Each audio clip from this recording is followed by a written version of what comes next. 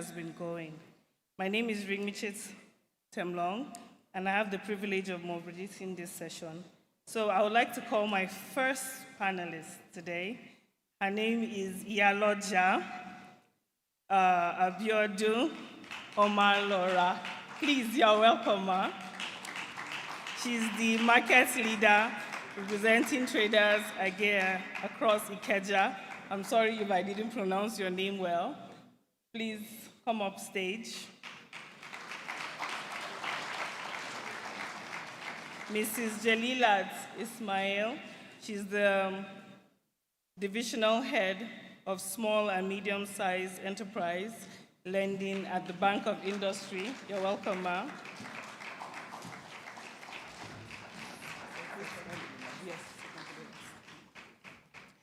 I would like to introduce the Executive Director of Policy Innovation Center, Dr. Sasiwi Dirisu. You're welcome, ma. Ms. Amina Hanga, the Executive Director of Isawali Empowerment Initiative. And Mrs. Adejoy Yetunde, she's the Business Lead, Commercial Banking, Access Bank. You're welcome, ma.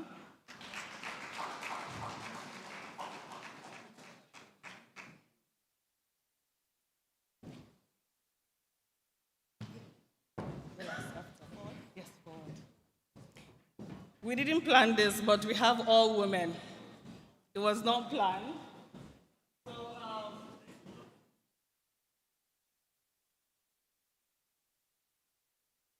I'll start with the Iyaloja.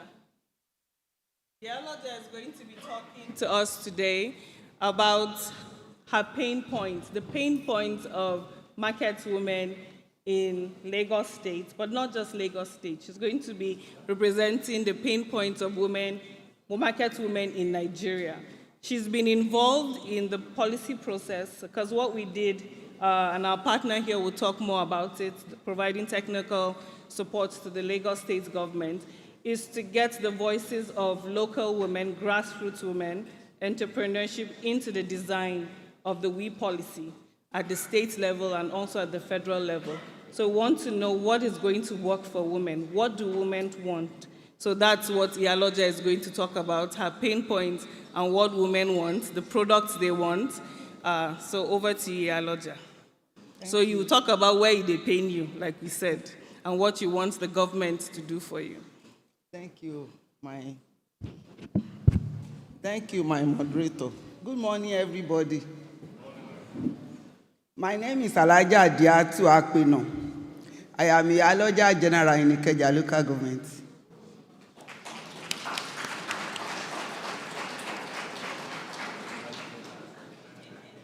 As Iyaloja General,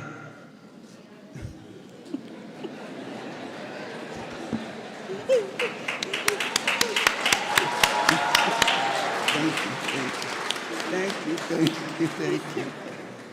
Yeah. I know the pains that the market people face, especially women. We have market women and we have men in the market. So we have both sex in the market. We have Iyaloja, we have Babaloja, we have people selling men and women in the market. So, where is paining us in the market? It is money. Money does everything. If you want to do anything in this life, you need to have money. Money and money. And one of our slogans is, market is money and money is market. So, there's no amount of money that marketers have that is enough or too much for us. So by the time we need money and we rush to the bank, we want to get a loan. The bank manager will now say, okay, let me see your account details. Let me see how you run your account. How much are you having in your account? How much are you bringing daily to the bank? You want to get a loan. So they want to access your account. And they will now start asking you, bringing documents, series of documents. They can even ask you to dig the grave of your grandfather and go and bring. Upon all this, the loan might not be granted. They will find a way or so to deny you that loan. They don't know what pains us in the market. They don't know the pain we have that they deny us in the market, the money.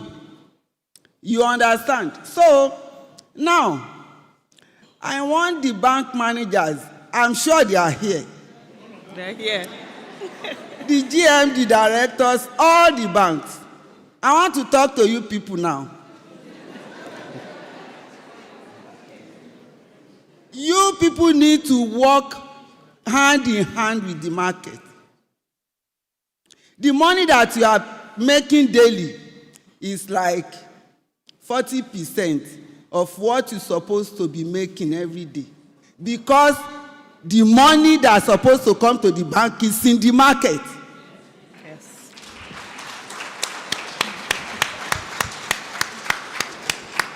Marketers are afraid of the banks because they are saying there's no benefit they derive from the banks. Banks are not making any benefit to them. So they decided to keep their money and started making a susu with their money. They do business in the market with their money. Instead of them bringing the money to the bank, they transact it within themselves in the market. They borrow themselves money. They take loan from themselves, millions of naira.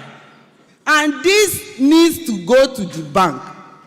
If the bankers can work in collaboration with the market, I think the bank are going to make a huge profit. How do you see that?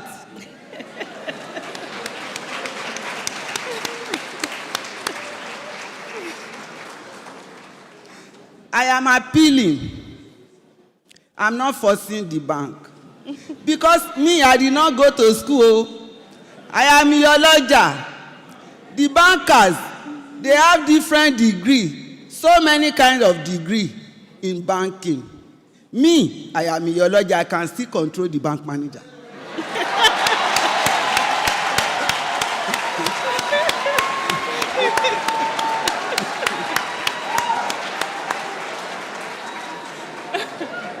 With the volume of money in the market, I can control the GM of the bank. So, now, I want to help the bank now. So that you people can be making enough money every day. Please, I'm appealing. I want the bankers to recognize the Esusu people in the market. That is the ajo. The ajo, those people collecting daily money, contribution, thank you, in the market. And they don't take it to bank. Because they are using it as they are collecting it, they are using it. But I want you to look for a way we can bring them to you so that you collaborate with them, register them, give them percentage from what they make, assist them. If they need huge money, assist them, give them money, let them trade with your money. The money is coming back to you. Give them the percentage of whatever they make daily. I don't know if I'm on the right path. Secondly, the bankers, they sit in the office with their coat and tie in the AC. They decide what is going to be about money. Exchange is what I'm talking now. They will just bring out any amount they feel is okay for the market on exchange rate, which is hot iron on our body. Because in the market, we don't sell only local, we sell international things too. A lot of international goods that we used to buy. We deal with exchange. we change dollars, we change pounds, we change exchange, no matter the type of currency we buy. The bankers now, they will not ask us in the market, they don't even recognize us. When you said you are a market person and you enter the market, the bank, they have looked down on you that those people that doesn't kawe, the local people, but when they saw that you brought a Ghana must go, they will now say, please, madam, let us sit down there. Let us sit down there. Because they know he has brought something they want.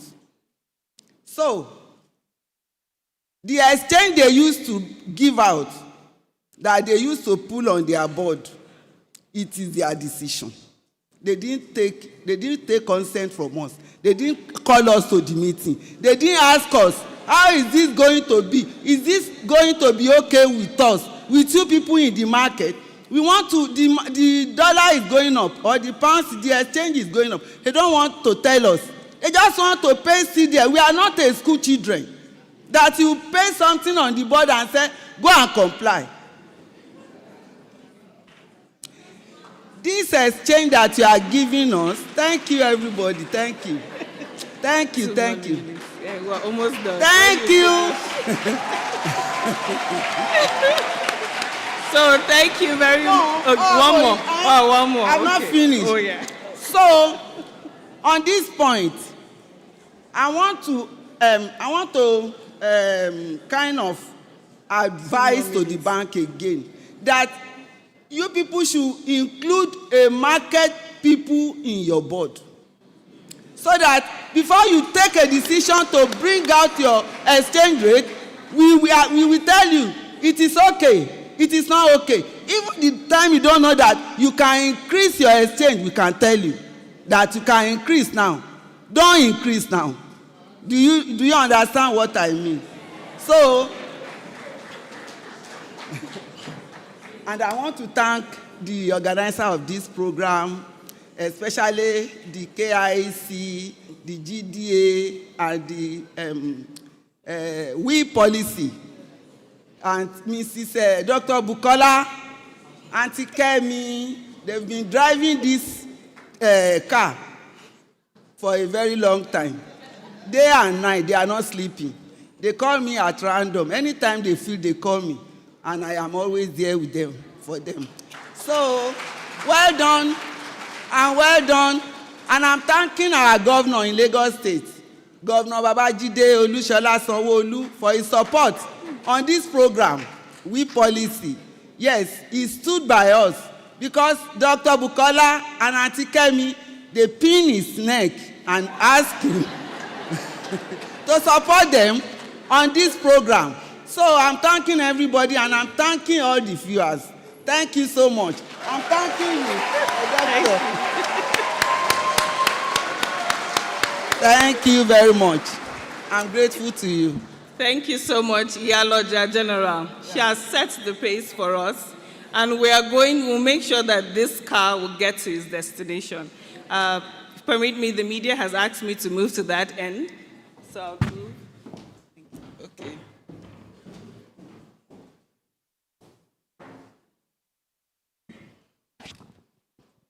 So now I'll be coming to you, Dr. Sasui. Your team supported the Lagos State government, especially the Ministry of Women Affairs and Poverty Alleviation, to develop the Lagos State roadmap. For other states here, what plug and play and what format would you share with them that would help them to get to that endpoint, to have that policy? And we see that you have also included market women, entrepreneurs, private sector, so we'd like to hear from you. Thank you. Thank you so much. Thank you so much, Iyaloja. She actually exemplifies why the theme for this year's summit is new voices and new approaches. New voices means bring the voices that are not normally in the room into the room and let them amplify their voices themselves. Sometimes when we try to tell people's stories, we fall short of really being able to reflect their pain points. So she said it all. When we started this journey last year, supporting ASG and the Gates Foundation to domesticate the policy, the WE policy in Lagos, we drew learnings from some policy work we had done in other states in Nigeria on different things, digital, governance policies, and we use a bottom-up approach. And the reason why we use a bottom-up approach is because our slogan is policy for humans, so not policy for the table or the desk or the boardroom, but policies that can impact on the lives of humans. So first of all, that means that these policies must speak to their pain points, their lived experiences, their reality. And so we started by doing wide-range consultations. Sometimes it looks very easy to kind of assume that we know what people need, right? But unless you really sit down and speak to them, it's very difficult to reflect the nuances of how people experience governance, like, so like now you're handing out money or you're providing resources. What's the benefit of providing those resources if we don't look to the last mile as to how this will be impactful for them? And so using this bottom approach, we spent months just consulting. So sat with market leaders, sat with market women, sat with private sector leaders, sat with the banks too, because the banks seem to be the major pain points for Mama, as she has described. And then just started bringing all those conversations together and trying to make sense of what exactly is the problem. How can we define the problem of lack of empowerment of women? So defining that problem. And then from defining the problem, we now set an agenda for what a policy roadmap that would be effective would achieve. So that means if we're thinking about providing loans, providing skills, sometimes we also assume that we know what sort of skills, capacity, training that people need. So, but in really interrogating these different things, we're able to bring all this into a framework that now helped us to see what a vision for domesticating a policy roadmap in a state, for example, like Lagos State will look like. And then through a consultative process, we took all this data back to these agencies in the state and said, this is the data coming from the field. Let's work together to validate this data. And it was also not an easy process. It had to be back and forth because some ministries will say, oh, does this really reflect what is happening in our state? And then we have to go back, come back, go back, forth, get some additional information, refine what we're doing, ensure that this is speaking to the realistic capacity of the state to work and looking at the time frame that will be needed to achieve the different milestones. Also co-creating the targets with the communities and the groups we are working with and the state. So working through this very iterative framework over the past year, we're finally able to come up with a framework that speaks to the realities of the women who will be beneficiaries of this policy, but also speaks to the realities of the agencies that will be at the center of implementing these policies, and also speaks to what is feasible and achievable within a 10 to 20 year time frame. Thank you so much, Dr. Sasui. I thought we'd give her a round of applause for that, the great work they've done in Lagos. And we're also going to provide a toolkit to help other states to learn from the experiences of Lagos State and all the states. So I'll be moving to Mrs. Amina Anga to briefly tell us about the Kano State process and what they're doing in Kano, and what is the pain point of women in Kano. Can you hear me? Oh, Yes. good. Thanks for this, and it was really interesting hearing from Iya Oloja of Lagos and also Dr. Dirisu. Ikeja, so, okay, sorry. General of Lagos. Okay, thank you for the correction. That's well noted. So for us in Kano, the Women's Economic Empowerment Policy is something that we hold really very dear because we know that women make up, like we say all the time, we make up almost half of the population, and yet poverty is being experienced by this huge population. So we've been working, providing technical support together with other partners to the Ministry of Women Affairs.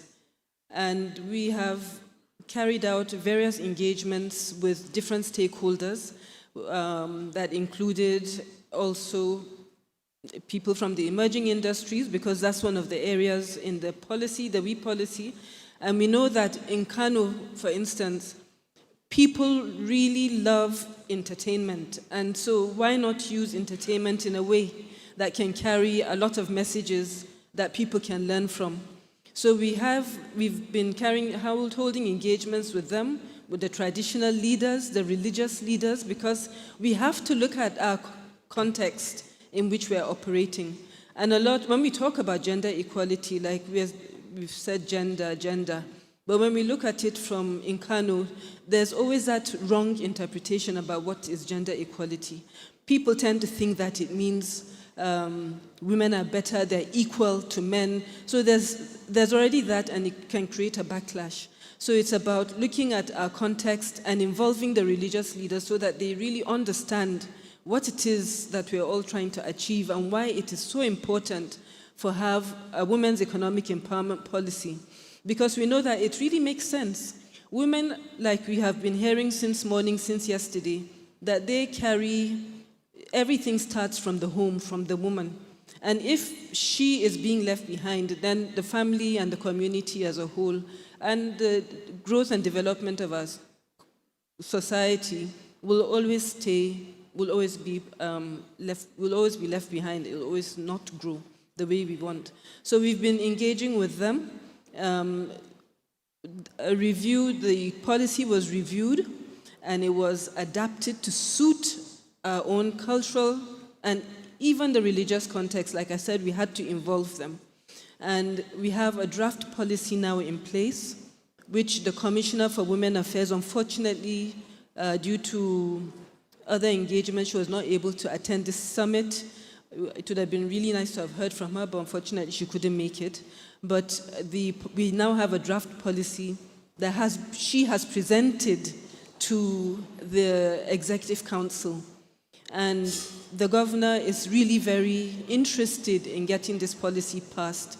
So we have gone a long way. It's taken quite a lot of time. And even when we listen to Dr. Diris, we can see that it's not something that happens overnight. And I think this is for any other state that also wants to get the policy domesticated. It's not an overnight process. It takes time. And so that is where we are at this point. And we are hoping that maybe within the next 2 months or even less, that the policy will be launched and become domesticated at the state level that we can all make use of. Some of the challenges that women talk about, and again, I'm going to also talk to the banks that are here, is that some of the challenges is that majority of the women work in the informal sector. They are not, they have low literacy levels. Like in Kano, Hausa is the local language of understanding. And sometimes a lot of these products or any products that banks have for women that are targeting women are not in the language of understanding. So women don't know about them, talk less of being able to access them. And even if they hear about it, because they don't understand it, then they find it it's sort of daunting, and they are not willing to come forward to access this. Then loans, even when loans are targeting women, they're still at interest rates are high. These are for women that don't have, and of course there are also the other, like the collaterals, like maybe having land or house that you can put as a collateral. They don't have any of that, and so all of this it's not helps the women. The women are not able to access these loans. Plus, the repayment period for some of these loans are short. Don't forget that these women, they're working in the informal system, and so therefore, what they're earning or what their profits or anything is erratic. So they need to take those into consideration. There was something that Iya Oloja also said that I think is very important, that they don't consult these women when they're making these when they're coming up with these products. And it's very important to hear from the very people that you want to access, what is it that you really need? How can this help you? And what is the way that you feel you'll be able to access, be able to pay back, and all of that. And then Thank you so much. culture as well. Men, when these women want to access these products, or there's this cultural thing where the men can determine or dictate that no, you're not going to. So this patriarchy and cultural norms also hinders women from being able to access some of these products like this. Thank you so much, Ms. Amina Hanga, for giving us the Kano State's experience. So right now we have seen that norms plays a very crucial role in northern Nigeria, and then they've actually talked about the pain points. So I'm coming over to you now, our bankers in the room. So I'm going to ask you to just share your products. You've heard from our Iyaloja General of Ikeja. You've heard from Dr. Dirisu. You've actually heard also from Mrs. Amina Hanga. What products do you have for women? And how are you going to bridge this gap? Because we're talking about a whole lot of burdensome paperwork, gaps in information. And how are you going to do that to be able to plug and put demand and supply together? Over to you, Mrs. Yetunde. Thank you very much for this opportunity.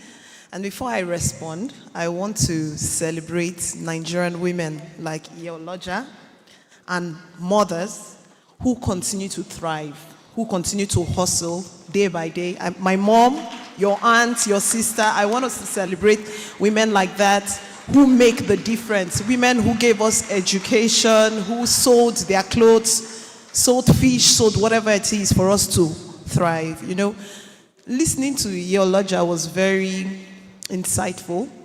And what is interesting is I was having a conversation just yesterday with my aunt, who is also an Oloja here in Abuja. And she was sharing just basically the same pain points. So she was sharing with me the breakdown of charges that she got from another bank and how it's difficult to get facilities, etc. And we were having a conversation. So thank you, Iyaloja. Before I go into our products, I just want to react to some of the things she said. Iyaloja, bankers are guilty. Thank you. So thank you for that feedback. It is very relevant and it is very important to us. As banks, we recognize that the Esusu system is a system that has worked for years. A lot of people use it informally, and that's why for us at Access Bank, one of the things we did, if you have access to our app, is we have an Esusu platform that actually allows digital Esusu to take shape. Because we note that Esusu works in a way, but we also see that some people have been ripped off over the course of the year with the Esusu guy just disappearing from the market. So we take your feedback in terms of how we can co-create something where we then use the Esusu as a platform for lending. So that's one thing that we're already doing, and we can develop with what she has said. Also, before I go into products, I just need to explain that capital is a powerful force, and the access to capital is critical to making change. They say if you give a woman naira or dollar, she can make more with it. But if you tell her how to spend the money, then she can change the world. Now, the reason Africa and most of the world is in poverty is because this access is restricted due to information. And at Access Bank, for us, the first thing is about information. So we have events from time to time. Every other month, we are having events where we are bringing women in our community together to talk to them about how they can structure their business to access capital. It's the same everywhere in the world. So even if you want to access funding internationally for ESG purposes, you need to put in place the paperwork in such a way that you are qualified. And the problem we see today is because women's businesses, most of them are informal and unstructured. is that it kind of cuts them off. So for us, the key thing first is we are making sure that we give them some semblance of structure. It doesn't matter whether it's an Hausa, Yoruba, Igbo, whatever culture. We have sessions in branch, in locations where we are developing these women and helping their business have a semblance of structure that allows them have the access to capital that we know they strongly need. Now, Access Bank, in about 20 years, we started what we call the gender empowerment movement. Now, this was something we did when it wasn't popular, when there were no conferences like this to push it. We did it not because we thought, not because of the money, but because we genuinely were passionate and we truly thought that women, if we give them access, they can make a change. And you know what? Over the years, we found that the default rate in loans availed to women is minimal. I think we should celebrate women. It's minimal. This is actually something that our research has shown, because women seem to have the ability to be able to just pay back their loans on time. So in terms of products that we have our W initiative. Our W initiative is something that grew from the GEM empowerment model. One of the things we did at GEM then in 2006 was we partnered with IFC. And we got funding at discounted rates for women. We still do that today. So if you are a woman, you get, just because, so you know that thing I said when I was giving the welcome speech about gender not mattering. It matters when it comes to the pricing of your loan. If you're a woman, just because of your gender, you actually get discounted loans in Access Bank. Wow. Yeah, you do.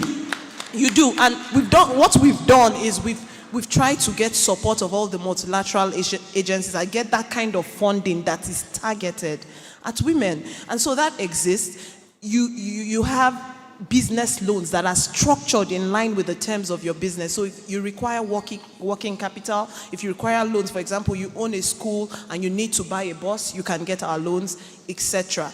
But what I want to say is that we need to work together, everyone in this room, advocates, government, etc., to get that information out. We need to get that information out to women. We need to keep selling it and saying, women, come in. You need to put... So what she was talking about language, we actually translate our products in the communities that matter to the languages that work for them. So in the north, we have Hausa flyers. In the east, we have Igbo flyers. I agree that there is still so much more we can do as banks. There's still so much room. But I would say that your lodger and every woman in the room, not just market women, but professionals, family people who even need access to maternal health for IVF, etc. We see you and we have products for you. Please visit our stand outside also for more information. Thank you. Thank you so much. Access Bank, they have a stand outside, so please engage them and they see you. So we hope that you see us too. So I'll be moving to Mrs. Aide. She's a divisional head at BOI, and she oversees the gender deck. She oversees also solar businesses. So now I would like to talk about your products and how are women able to get those products, and how are they able to expand their products. You've heard the pain points of the Aloja General and then the states. And I know that you're in over 33 states, but then how do we amplify these products you have, and how can women, those in the room here, and our first ladies are here, our excellencies are here, state governments, how do we expand these products, and how do women benefit from your products? Thank you. Thank you very much. Good afternoon, Your Excellencies. Good afternoon, distinguished guests around, and good afternoon, everyone. My name is Jelila Ismail Ainde, Divisional Head, SME Lending Bank of Industry. Thank you very much for this opportunity. At the Bank of Industry, we're intentional about gender. We have an MD that's passionate about gender issues, and as a matter of fact, to start, gender is one. We have 6 thematic areas in the bank, and one of it is gender. The Bank of Industry sees the need and the opportunities within women businesses. And we do also have a dedicated group called the Gender Business Group, which is one of the groups I oversee. We've worked with women, both small, large, micro businesses, and we've seen women move from micro, small, to large enterprises. BOI has been able to come up with a tailored product for women. As a matter of fact, I think this is a very good platform for me to introduce the product called Glow.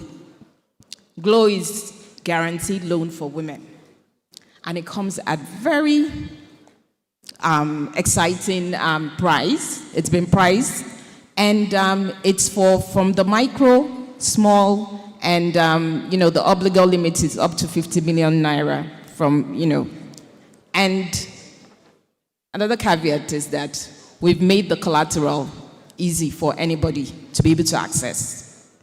So what I'm trying to say is that, so at the Bank of Industry, we've seen the pain points of women in the market, women in different areas, geopolitical zone in Nigeria, and we came up with this Glow product. We spoke to women group, different women working groups, women in business, women in Chamber of Mines and Industry, and we came up with this product.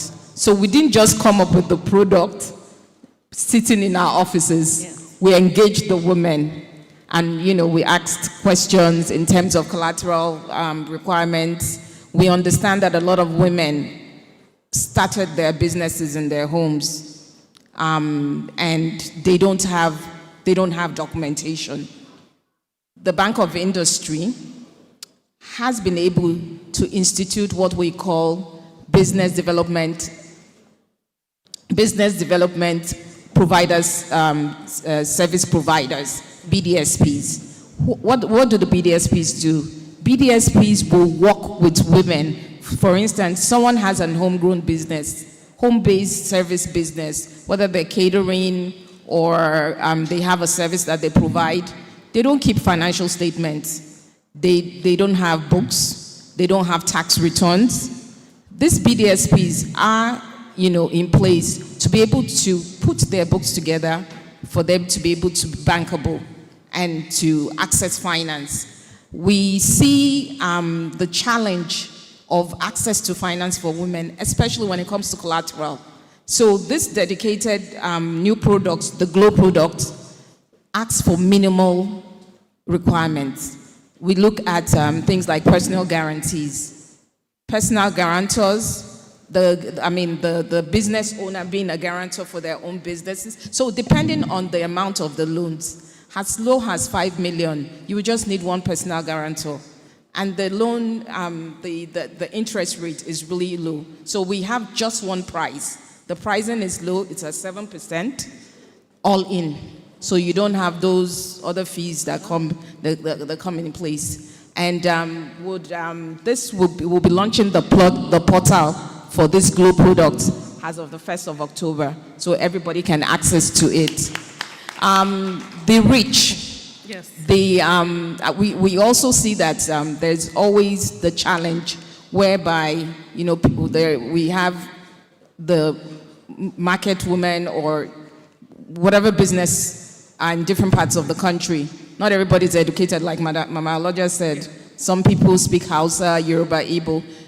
Bank of Industry has come up with a campaign to go on radio programs, do jingles, sit in programs, and speak the indigenous languages. We have members of staff that will be doing that, especially for this Glow. So we're not just going to do flyers. Flyers can even be in Yoruba, but somebody might not even be able to read it. So we'll have people speak the indigenous language. BOI also has a wide reach. We're in 33 locations, but physical locations, but we are in every state in Nigeria. So whether you're a small business, whether you're a micro business, whether you're a medium business, BOI is there for you. So we've seen businesses grow from the micro stage and they have graduated into large, corporates. So BOI being a gender-sensitive bank, being intentional about gender business, we're open for business, and we would work with, groups, organize women groups, state governments. We do have partnerships with different states, and we're here for business for women. Thank you.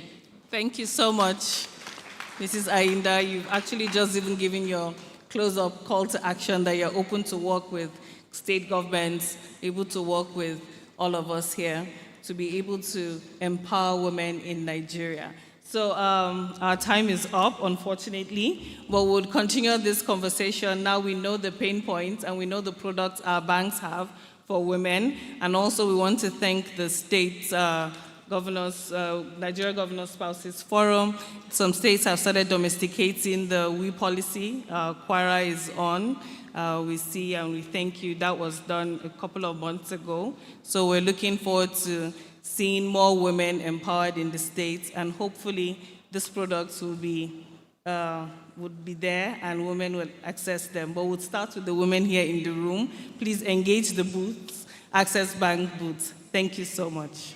Thank you. Thank you very much. Fantastic plenary on what we've learned from domestication of the National Women's Economic Empowerment Policy. We can take photographs now. We'll just do that quickly.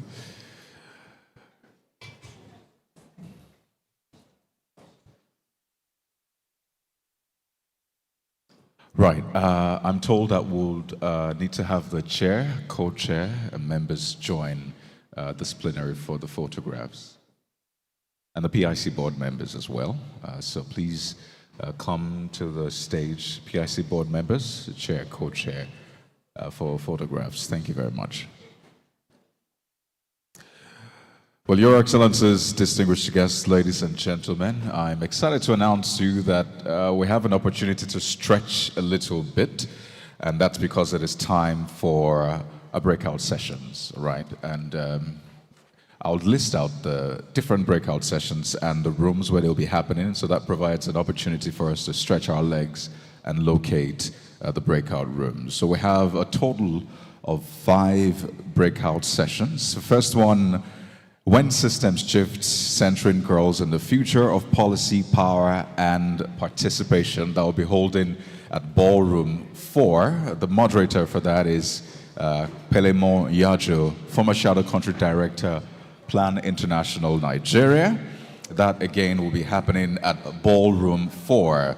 When Systems Shift, Centering Girls in the Future of Policy, Power, and Participation. So if that's something you're interested in, absolutely go over to Ballroom 4. But right here, the breakout session on Reclaiming Safe Motherhood, Why Women Are Still Dying in Childbirth, Systemic Barriers, and the Case for MPDSR will be happening right here. The moderator is Dr. Kemi Agbaoye, Director of Programs, Nigeria Health Watch. So if you're interested in that, well, you can just stand stretch, but stay right here at the main hall. At Obecha A and B, we'll have the breakout session on From Policy to Practice, First Ladies as Catalyst for Norm Change and Economic Empowerment. That's what I'm personally interested in. It'll be holding at Obecha A and B. The moderator is Omowumi Ayoka Gbamis, Program Officer, NGSF.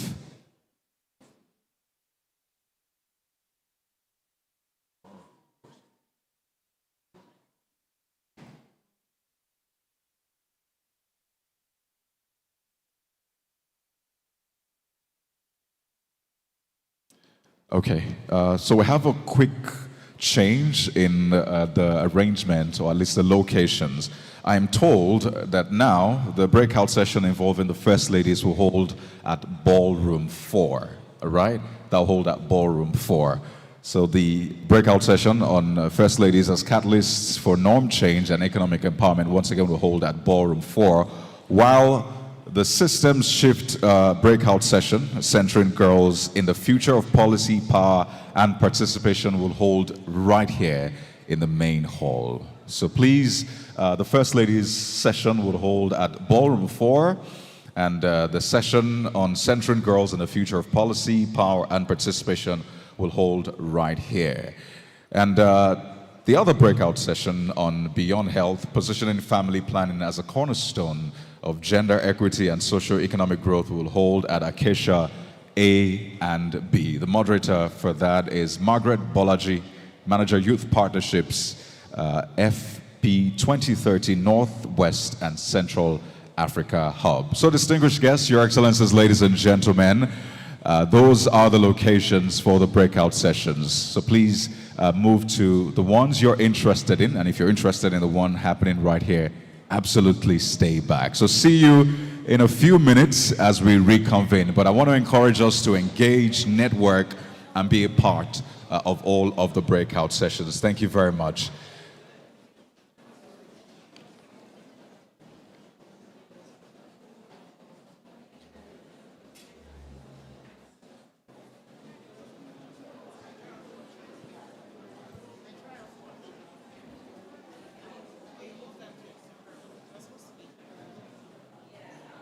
No, that's Acacia. So yeah, I need to confirm. So I think they will have to go to Obecha. The first one.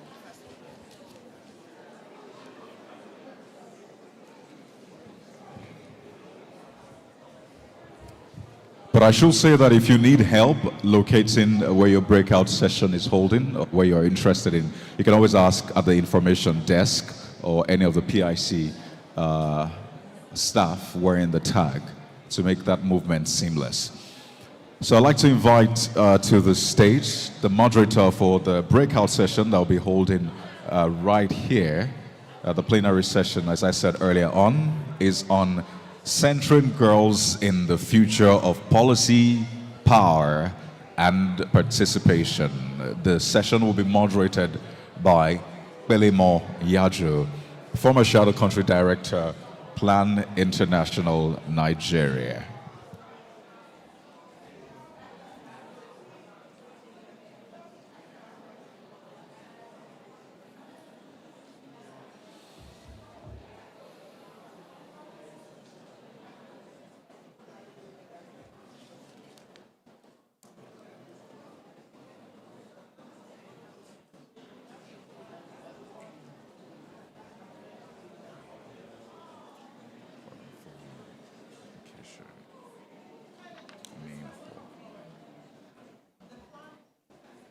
Yeah, I already called her, but she's not. It's cancelled.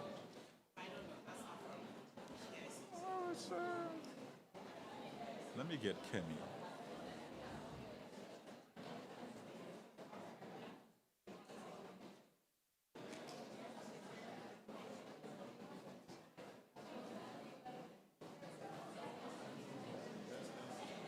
Chick, how you doing?